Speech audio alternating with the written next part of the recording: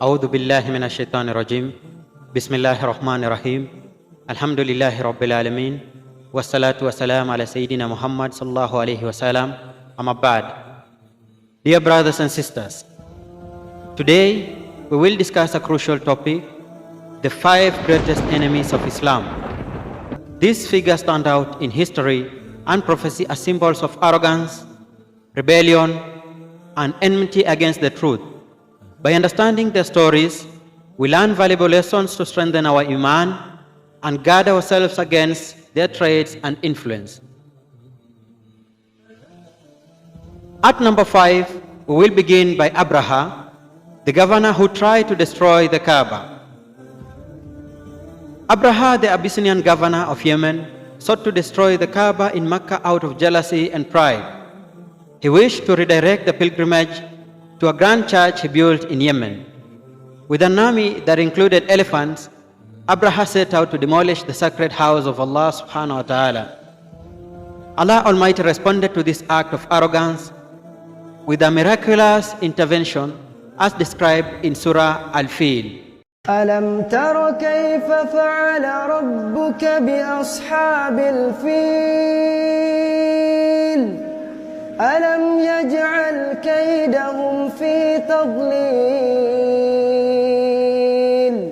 وأرسل عليهم طيرا أبابيل ترميهم بحجارة من سجيل فجعلهم كعصف مأكول.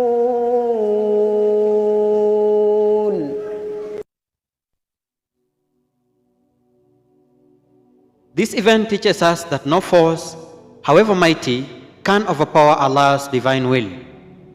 At number 4, Abu Jahl, the Pharaoh of this Ummah. Abu Jahl, whose real name was Amr bin Hisham, was one of the fiercest enemies of the Prophet ﷺ and Islam. He arrogantly rejected the truth, mocked the Prophet ﷺ, and tortured early Muslims, including Sumayya radiallahu anha, the first martyr in Islam. The Qur'an describes his arrogance in Surah Al-Alaq when Allah subhanahu wa ta'ala says, كلا إن الإنسان ليطغى. Abu Jahl's life ended at the Battle of Badr, where his arrogance was finally subdued.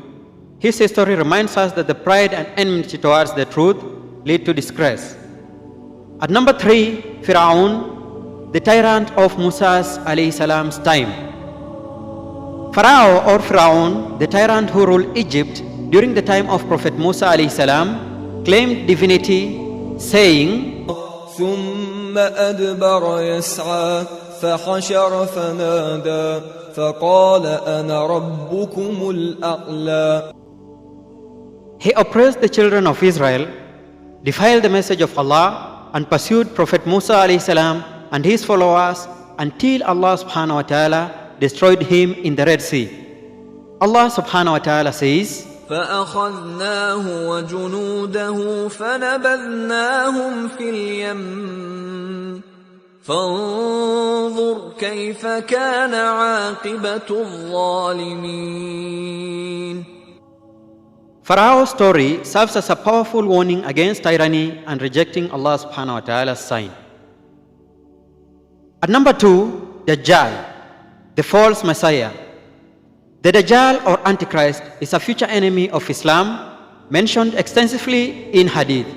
The Prophet ﷺ warned us about his deception in his Hadith when he said, "There is no fitnah greater than that of Dajjal since the creation of Adam alayhi salam." The Dajjal will change divinity, perform apparent miracles to deceive people, and spread immense corruption. To protect ourselves, the Prophet ﷺ advised us to recite the opening verses of Surah Al-Kahf and seek refuge with Allah from his trial. Before we go to number 1, if you have learned from this video and enjoyed the content, please share it with others to spread the benefit. Don't forget to like, comment, and subscribe to Learn with Abdi for more inspiring content. Back to number 1, we have Iblis, the chief of all the enemies. Iblis or Shaitan is the greatest enemy of humanity.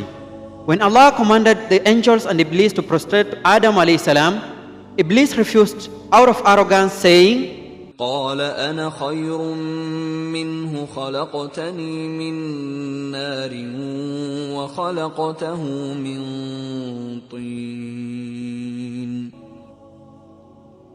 Iblis was cast out of paradise and vowed to mislead humanity until the day of judgment. Allah subhanahu wa ta'ala warns us, إن الشيطان لكم عدو فاتخذوه عدوا إنما يدعو حزبه ليكونوا من أصحاب السعير. Iblis continues to whisper doubts and encourage sin. Strengthening our faith, seeking Allah's guidance, and remaining steadfast are the best defenses against his influence. These enemies of Islam, Abraha, Jahl, Pharaoh, Dajjal, and Iblis, symbolize arrogance, rebellion, and enmity towards Allah subhanahu wa ta'ala and his messengers. Their stories remind us of consequences of such traits and inspire us to stay firm in our faith. May Allah subhanahu wa ta'ala protect us from their influence, guide us to the truth, and grant us success in this world and the hereafter. Jazakumullahu khairan for listening.